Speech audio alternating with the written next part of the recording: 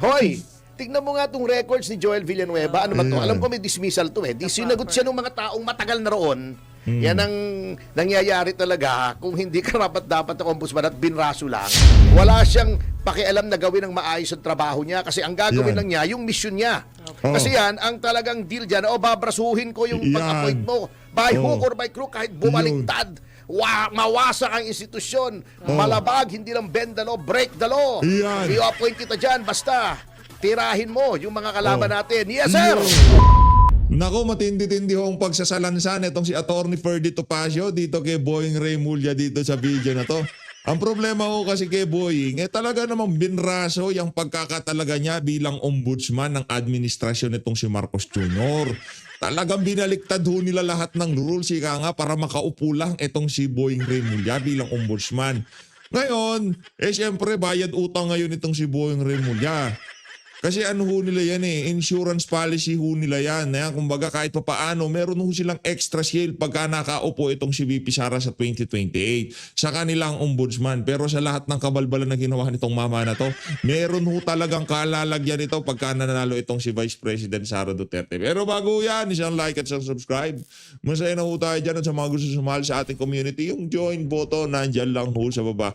Wala ho tayong maraming pag-uusapan dito sa video na to. Rerekta ho kagad tayo dito sa mga banat nitong si Atty. Ferdy Topacio dito kay Boy Corriente. Kesyo ano daw kesyo ano daw walang dismissal. Kailangan daw na magsusumiti daw siya ng sulat dito kay Senate President. Maya-maya pagkakita niya, nako, sorry, mali pala. Dismiss na pala. Ngayon nung na-dismiss na, secret decision yan. Strike one na siya doon sa pag hindi niya chinek, dismiss pala. Kaya siya secret decision daw. Tapos sabi nito si Martires, no, nasa case management system ng ombudsman yan. Strike 2 ka na, Boying ha. Pagka strike 3 mo, dapat bahala ka kung anong gusto mong gawin mo sa buhay mo.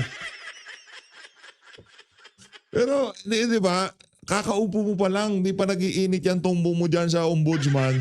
Napakarami mo ng kapalpakan.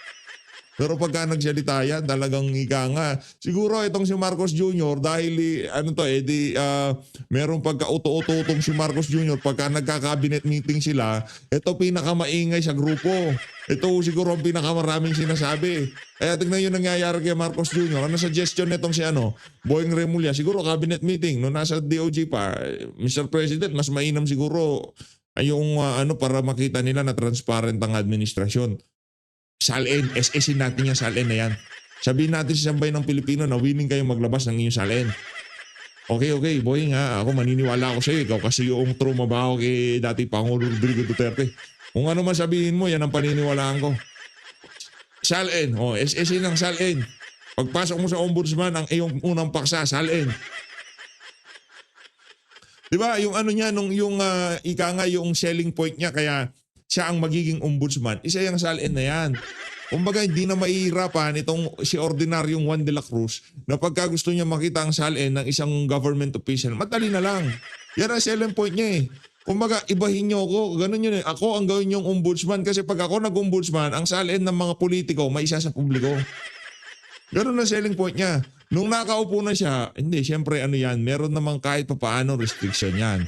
Yung kumbaga yung mga pribado. Ano problema? Pribado yun Mga anak, kung ilan ang kabit, kung magkano ang sustento ng mga kabit. Wala problema. Kung kasama sa salin yan. Kung kasama. Hindi ko sinasabing yan ang mga laman na salin ng ibang mga mahihilig sa mga sexy ng mga congressman, di ba? Wala problema. Bakit wala pa akong salin na lumalabas? Kahapon, ano sabi nito si Executive Secretary Bersamin? Dapat okay naman yan kaso dapat yung lehitimo yung pagre-request at hindi lahat pwedeng makakuha. Di wala pa rin kayong mga binago, mga walang yan kayo, mga sinungaling talaga tong mga to Hindi naman namin hinihingi yung salin yun, hindi naman pinag-sabi lang natin, ikulong nyo na yung mga magnanakaw. Huwag natin silipin yung salin nila, anak ng Petrang Garapata. Ang dami nyo pang kaartihan. At yung salin pa, huwag na. Ano na lang yan, kumbaga, kachismisan na lang yan, salin na yan. Ikulong nyo na yung mga magnanakaw at napakarami niyan dyan sa House of Representatives na pinanggalingan mo, Boying Remulla. Dati yung congressman yan. Kung hindi nyo na itatanong ha, congressman ho dati yang si Boying Remulla. Magkakasama sila nitong si Senator Rodante Marcoleta. Kaya medyo ika nga, badi-badi yan. Pero si Sendante, galit na ngayon dito sa Baculaw na to. Kapal kasi ng mukha eh. No? Ito, pakinggan natin to si Atty. Ferdy Topacio. Oh, yes, Topacio tayo ngayon. Ferdy, Mr. Sex Appeal, pogi na, macho, pangat, Topacio. Bumabati muli ng mabuhay po kayo at lahat ng ugat sa inyong katawan at happy weekend na rin. Yes. Hanapin nga natin yung sound effect na yan. Oh yeah, oh yeah. Parang maganda eh, no? Everyone, at syempre kasama ko. Ang munggo ay Friday. Ay, umorder talaga ako ng Ay, munggo. diba? Friday, Oo. munggo. Munggo at Basta- tilapia. Yes, Oo. good. Ako po si Miss Juvie de Guzman. Yan. Kontra manas. Munggo, di ba? Munggo. Sige. Yung mga ay, nakakamagaba yung munggo. Hindi, kontra nga, di ba? Kontra manas, di ba? Sabi ng mga matatanda. Kontra manas. Pero sabi, huwag kang kakain ng munggo. Bakit? Diyan nagagaling yung manas. Ganun ba? O sabi ng iba, ha? Speaking of manas, mukhang kengko yan nangyari na naman. Opo Nako. nga eh. Ombudsman Boying Remulla. Yung nakakalungkot Oh, yun, di ba? sir. Opo. Mahilig pala siya sa sex bomb dancers. Oo. Laban bawi. Yan. Di ba? Eto ha, Bawi, teka. bawi. Sige po. Ipag-aralan natin kung bakit kengkoy. Itong ginawa niya na noong makalawa ay sinabi niya, uy, yan pa lang si Senator Villanueva na tinatarget nitong administrasyon na ito. Dahil hindi nila kakampi, di ba? Sinabit dun sa yung sa Flood control. pinrease agad yung mga accounts, dali-dali, samantalang yung accounts naman ng ibang nabanggit. Ang Oh. daming nabanggit. Yung Partner Romualdez Saldico. accounts lang ni Estrada, ni Jinggoy Estrada at ni Villanueva ang pinris, di ba? Oh. Ang daming nabanggit na congressman, kasama si Saldico, kasama si Martin Romualdez. Ewan ko kung na-freeze na yung assets ni Romualdez, di ba? Parang takot yata sila kay Romualdez eh. Anyway, sabi niya, uy, noon nga pala, sabi ni Boying. Opo. Total, tawagin lang natin Boying. Total, yun naman ang tawag sa kanya ng media. Oh. Sabi niya, uy, meron nga palang dismissal order si Joel Villanueva. Dapat ipatupad. Okay, for context, hindi ko dinidepensahan si Joel Villanueva. In fact, mga kasama, Yan. ako ang isa, and this is on record, na sumisigaw noon na dapat ipatupad yang order na yan ng ombudsman kasi noong nagkaroon ng dismissal si Joel Villanueva na iginawad ng ombudsman dahil sa mga ginawa niya nung siya ay pinuno pa ng TESDA, di ba? Yan. Oh, Oo. TESDA pa, hindi pa TESDA bilang pa. senador. TESDA pa, Right TESDA pa. after TESDA, kaya nga di ba nung lumaban siya ng senador, ang kanyang alias ay TESDAman. Oh, di ba? Nanalo na siya ng senador. Opo. Pinapatupad ang dismissal. Sabi na Senate President, hindi ko ako sigurado hindi ko pa nare-research. Wala akong time kasi medyo naging busy ako. Yan, oh. Kung hindi ako nagkakamali, si Tito Soto rin ang Senate President noon. Yeah. Sabi niya, hindi namin pwedeng ipatupad yan. Bakit? Sapagkat ang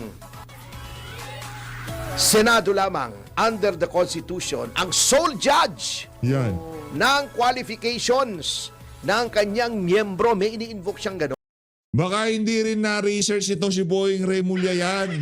Na itong si Tuta Soto na rin pala ang nagsabi na hindi namin papatupad yan.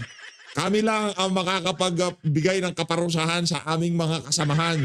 Kung ang presidente, vice president, ombudsman, di ba, mga impeachable government official yan, kami dito sa House of Representatives at Senado, ibahin nyo kami. Kami ang makakapagparusa sa aming mga kasamahan. Kung meron magtatanggal, dadaan yan sa Ethics Committee. Yeah. Hindi, nakalimutan din itong sinto-sintong. noon. At tama naman, Ang that was bira, the time nung may backbone pa si Tito Soto. Yan. Na hindi pa siya sunod-sunuran sa speaker at hindi sa sunod-sunuran sa Malacanang. Yan. There was a time may backbone yung mama eh. Oh. Kaya lang, habang tumanda yata, di ba, pagka nagka-osteoporosis, medyo nag-disintegrate yung backbone. Medyo humina yung kanyang buto. Yung, Buto! Buto! Ito talagang si Attorney Perdi. Ay, nako, yan na nga ba sinasabi natin? Kaya ka na, napaka mo eh. Buto Kaya yun. ganun talaga, di ba? Minsan, may mga tao, hindi naman lahat kasi. Marami akong alam, katulad ni Mayor Lim. May edad na, 70 plus na, matikas pa. May mga tao talaga habang tumatanda, lumalambot yung buto. Yan. Buto, ha? Buto! Buto, oo. So, hindi na patupad. Yan. Naisip bigla, nung naupo siya bilang ombudsman, naisip ni Pogi, ni Boying, Pogi naman talaga yan. na teka muna, hindi ba may dismissal to? Ba, susulat ako sa Senado. Ipapatupad ko. Grabe. Okay, di ginagawa niya yung sulat. Siguro may nagsabi sa kanya, kumatok. Ito yung nangyari ha. Opo. May kumatok sa opisina niya. Yan. Yan yan. Tuloy. Sabi Ay, ni tuloy. Boying. Pasok. Yan, di ba? Oo. Ah. Sir! Ano? Di ba ganun siya? Sir, yung pinapagawa niyong letter para i-dismiss, tanggalin sa pwesto si Joel Villanueva dahil may kaso sa ombudsman, may dismissal order ng ombudsman. Hindi na po natin pwedeng gawin. Bakit? Sir, dismiss na pala yung kaso. Oh. Etong sabi ni Boying, Nge. Nge.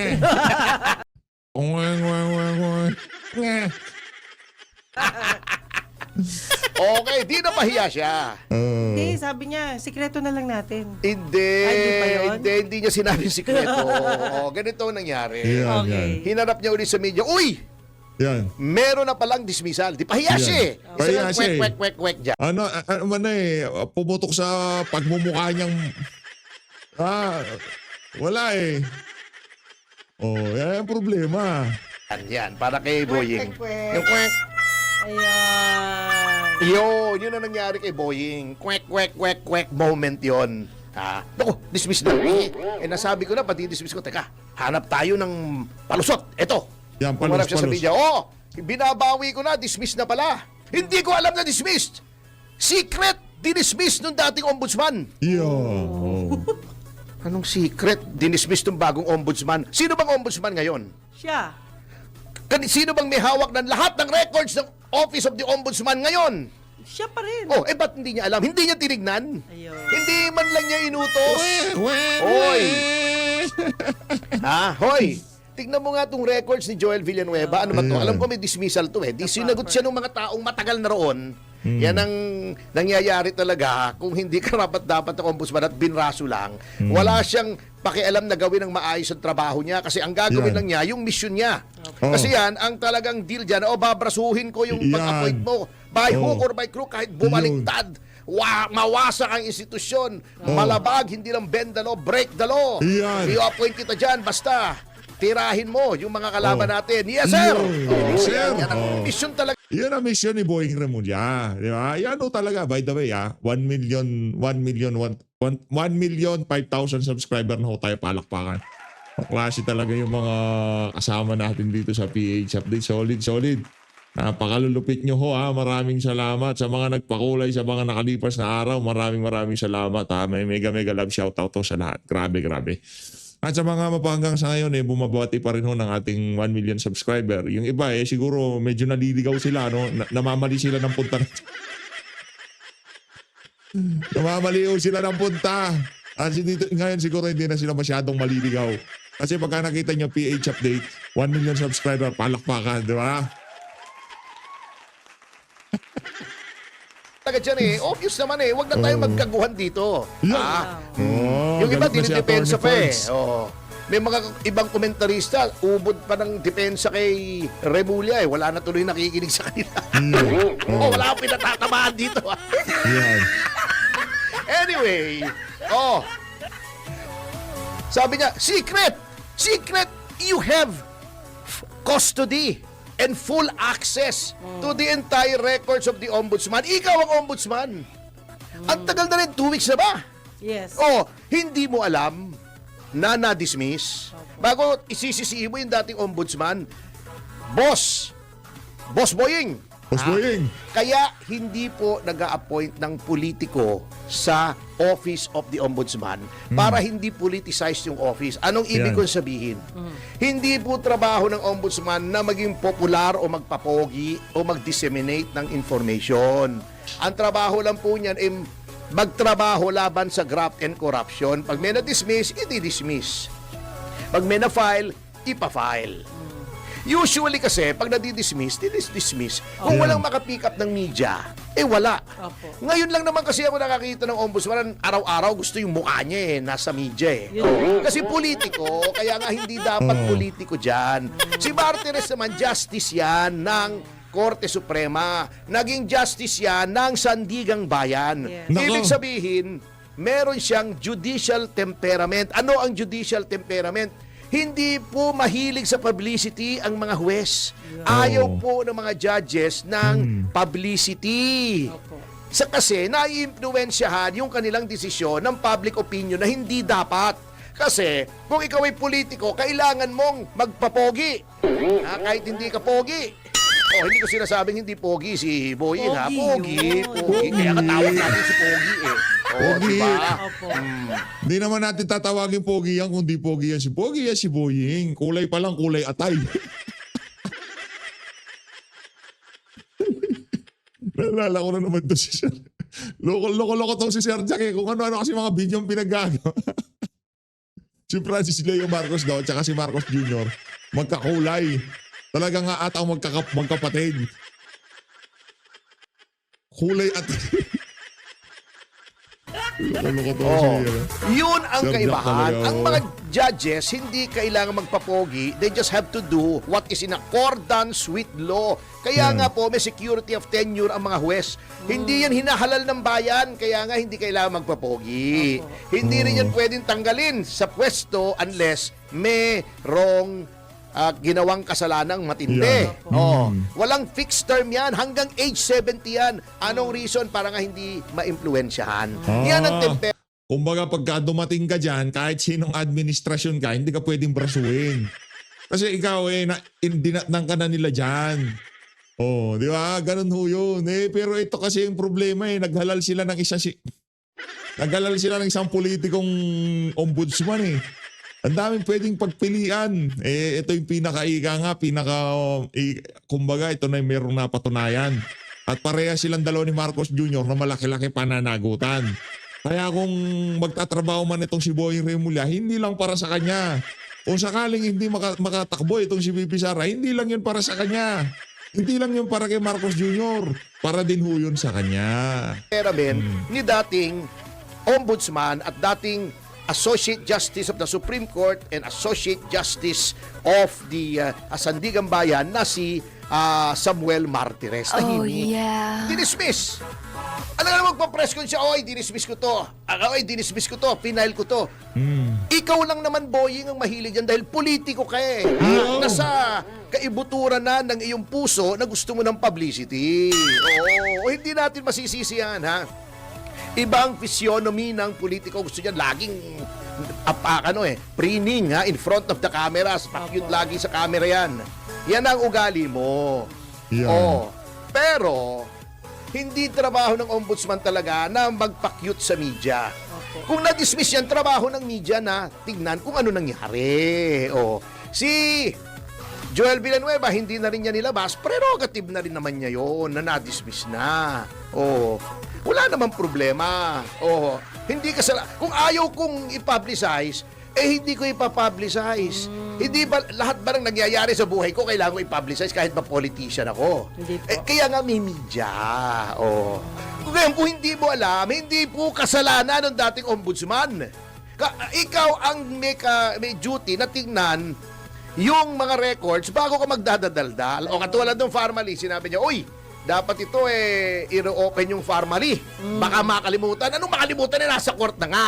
Di ba? Hindi niya alam yun. Di ba nag-tweet ako, sabi ko, hindi na naman pinag-aralan ni Pogi yung mga bagay-bagay.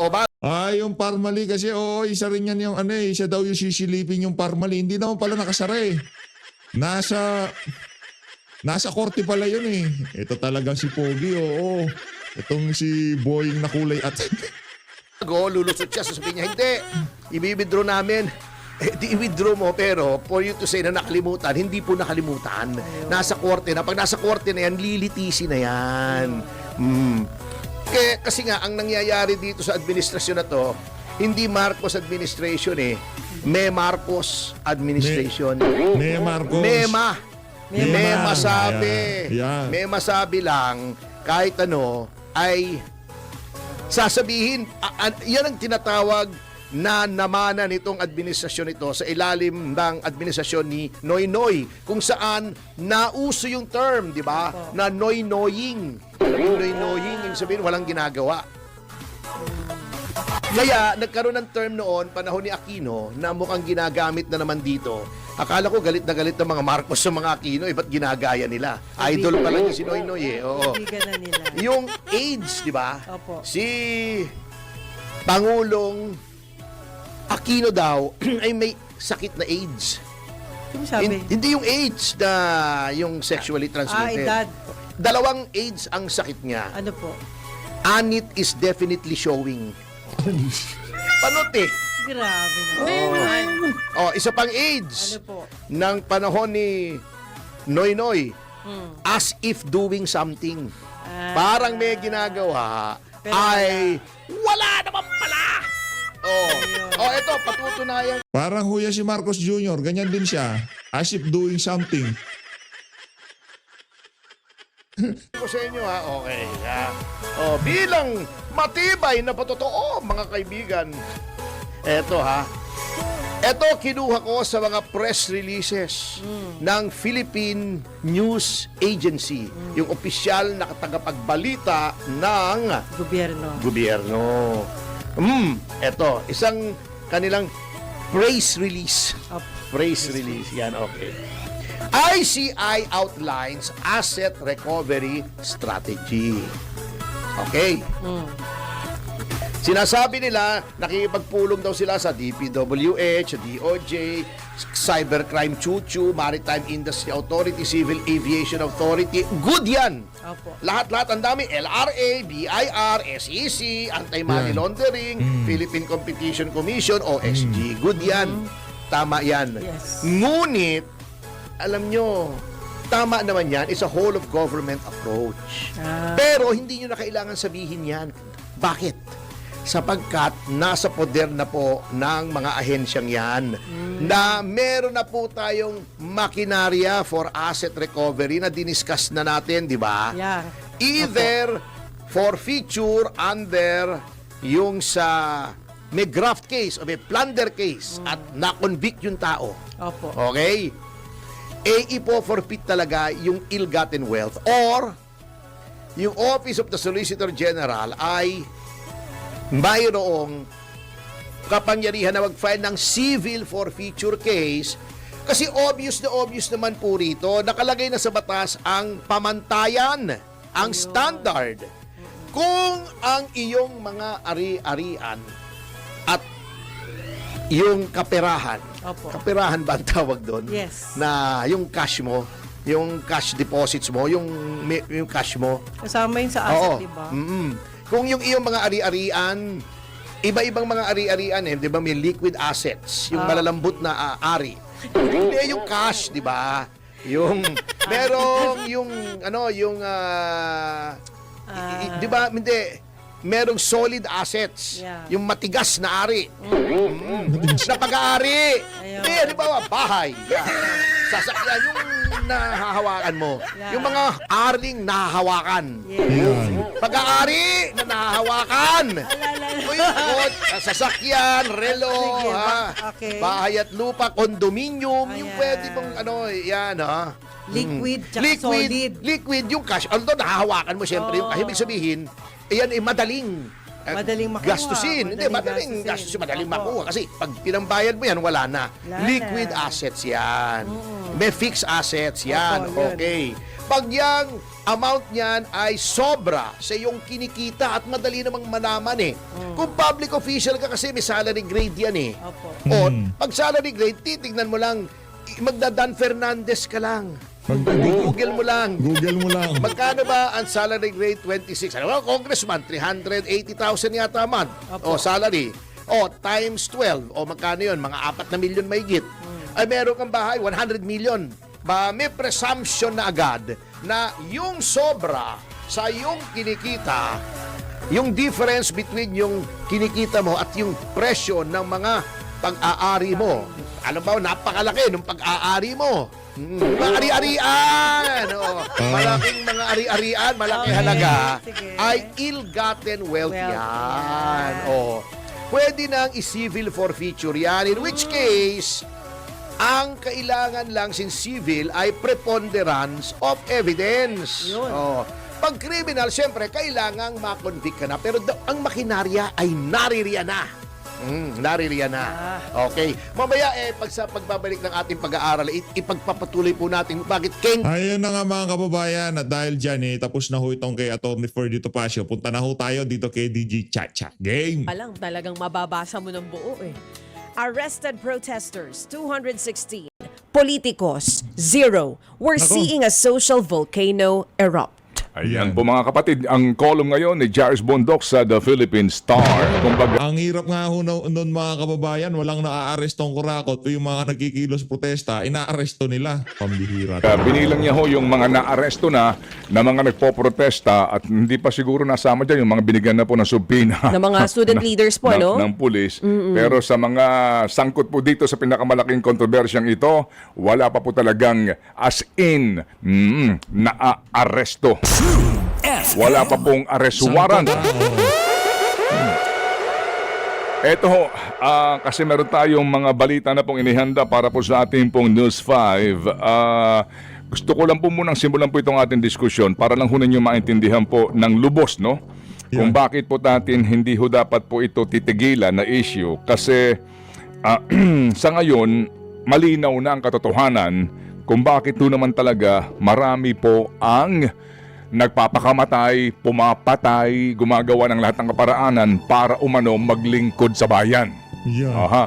Kasi ngayon po, isa-isa na po ito and we have to give credit. Kagaya nga po dito po sa grupo ng Rappler, ano po, at Yeah. ilang pang mga investigative journalists na nagpapagal para ho nila maungkat ang bawat bayan, distrito o lungsod kung saan yung nakaupong public official mismo ang kontraktor sa mga pagawaing bayan. Yung pong mga proyekto ng DPWH, sila mismo ang kontratista. Ngayon, kahapon po ay ating nakapanayam, ito pong naghain ng kaso sa ombudsman laban dito kila Congressman Noel Rivera. Yan. At yung kanyang asawang Vice Mayor po na si Evelyn Rivera. Ito pong si Congressman Rivera ay 3rd District Congressman ng Tarlac. Kasama din po dito, ito pong District Engineer ng 1st District po ng Tarlac na si Engineer Neil Farala. Kahapon po nakapanayam natin siya. At siya po mga kapatid ay mangiyak-ngiyak na sinasabi niya kung gaano po daw katalamak sa kanila pong lalawigan ito pong usapin ng korupsyon sa mga pagawaing bayan. Kami po ay una pa man tumawag na po sa tanggapan ni Congressman Noel Rivera. At nagsabi siya na hindi daw ho sila magbibigay ng panayam hanggat hindi pa nakukuha yung kopya ng complaint. Okay, ngayon, babasahin po lamang ni Chacha ngayon dito ang kanilang statement na pinadala po sa amin para ho naman mapakinggan lang po ninyo sa mga taga-Tarlac ang official pong pahayag ng inyong kinatawan dyan po sa 3rd District. Pakinggan po natin ito. Tungkol po sa mga kumakalat na ulat na nagsasabing may inihaing reklamo laban sa akin ng UPAC. Sa tanggapan ng Ombudsman, nais kong linawin na wala pa po akong natatanggap na opisyal na kopya ng naturang reklamo hanggang sa ngayon. Buo po ang aking paggalang at pagtitiwala sa proseso ng ating batas. Kapag natanggap ko na ang opisyal na dokumento, ako po ay handa at bukas na makipagtulungan upang maipaliwanag ang aking panig sa tamang oras at wastong paraan. Mariin ko pong itinatanggi na ako po ay nasangkot sa anumang uri ng korupsyon. Malinis po ang aking konsensya Nako. at handa ko pong sagutin. Yang mga congressman yan, lahat ang sinasabi nila. Tila bagang wala silang wala silang bahid kasalanan. Diba, lilinis ng mga budli nila. Pero makita mo, merong helicopter, merong aeroplano, merong marshal sa Forbes Park, pero malinis ang konsyensya nila. Ang matindi dito, meron na mga testigo na nagsasabi na dinadalhan sila ng mali-maletang pera sa kanilang mga mansyon. Pero malinis ang konsyensya nila. At harapin kung ano man ang laman ng reklamong isinampa laban sa akin. Sa sandaling matanggap ko na ang kumpletong impormasyon at mga kaukulang dokumento. Nananatili po akong matatag sa aking paninindigan para sa katotohanan, pananagutan at transparensya. Magpapatuloy po akong magsilbi ng tapat at bukas sa publiko bilang pagtupad sa tiwala at responsibilidad na ipinagkatiwala sa akin ng ating mga kababayan. Ano ba ibig sabihin ng transparensya? Transparency. I-google mo nga kung meron ganun salita, transparensya. Kaya nagulat din tayo, ano, transparensya, walang transparensya. Tagilisin mo na lang transparency kung wala naman talagang... Pasensya na po kasi ngayon ko lang po First time. nakadaupang palad tong salitang transparensya. Meron ba? Eto na, bilisan. Medyo mabagal ang ating internet. Ayan na. Oo, may salitang transparensya sa wikang Filipino. Transparensya. Ang ibig sabihin ng transparensya ay kaliwanagan, kawalang itinatago o pagiging bukas. Ay, meron palang ganoon. Meron. Akala ko kasi ito'y nangangahulugan ng pasensya na po. Okay. Anyway, Transpasensya yon. Talaga si Manong. yan po ang aking pahayag. Ito lang ang sa akin dito. Okay, Congressman Rivera, hindi ho mahirap kumuha ng kopya ng complaint laban sa inyo kasi ho kami nakakuha mismo ng kopya kung gugustuhin po ninyo. Basically po, ang ating katanungan dito, number 1, totoo ba na hanggang ngayon kayo ang may-ari ng Tarlac 3G Construction and Development Corporation? Totoo ba yon? Totoo ba na ang inyong asawang si Vice Mayor Evelyn Rivera ay tumatayong incorporator at ingat yaman ng Tarlac 3G na ito? Totoo ba na magmula noon, hanggang ngayon, ang halaga po na nakuha ng inyo pong kumpanyang ito ng mga proyekto diyan po sa Tarlac ay nag-umabot na sa halagang 597 million pesos. alright. Yan po ang mga katanungan mismo nitong ating mga kababayan diyan po sa inyong lalawigan. At ito rin po ang isyong ipinupukol sa inyo ng grupo po ng United Filipino Against Crime and Corruption o UPAC. Diyan po sa inyo pong lalawigan. Kasi, ito pong kanilang complaint ay meron pong kaakibat na mga dokumento at mga certified true copies document na nanggagaling sa SEC. At ang sinasabi nga daw po na kayo may connection umano dito sa construction company na ito. Okay, hanggang dyan lang po muna kami. Yeah. Bagamat Ayun na nga mga kababayan, hanggang dyan na muna kami nitong sila si Manong Ted. Pero sa mga susunod na araw, babalikan nun natin yan pagka nakatanggap na itong si Congressman. Hindi natin malaman ano ba trip nitong si Congressman. Pwede naman siyang kumuha ng kopya anumang oras kahit nga i-chat niya itong si Pyra Lucas, di ba? Pyra, pingin nga ako ng kopya ng reklamo niyo sa akin. Di ba ganun lang naman yun? Ang daming arte nitong si Congressman. So always, maraming salamat po sa pag-support sa PH Update. Mag-ingat po kayong lahat, lalo na sa mga magnanakaw na Congressman. Mahalin natin ang Pilipinas.